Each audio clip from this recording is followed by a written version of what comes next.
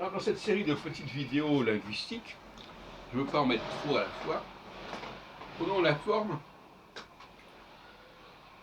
en OULD que j'avais abordé il y a quelques jours.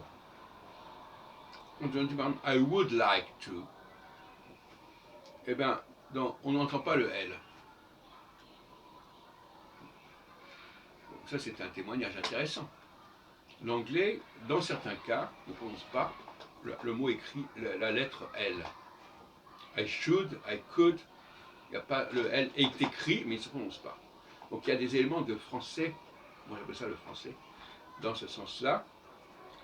Je rappelle aussi que le français se sert de cette dualité prononciation ou non prononciation comme marqueur de genre et de nombre. Comme marqueur de genre, on en a parlé, grand, grand 2. Donc quand on veut marquer le féminin, on prononce la consonne. Quand on veut marquer le masculin, on ne la prononce pas.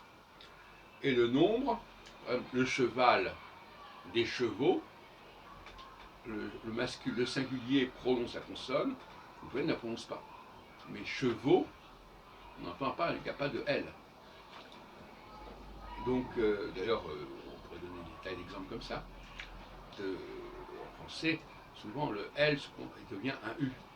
Au lieu de dire il est allé à l'école, bon, par exemple, on va dire il est allé au lycée.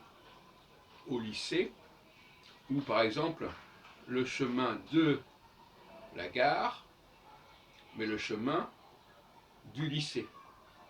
Donc de la gare, on entend le L, du lycée, il n'y a pas de L.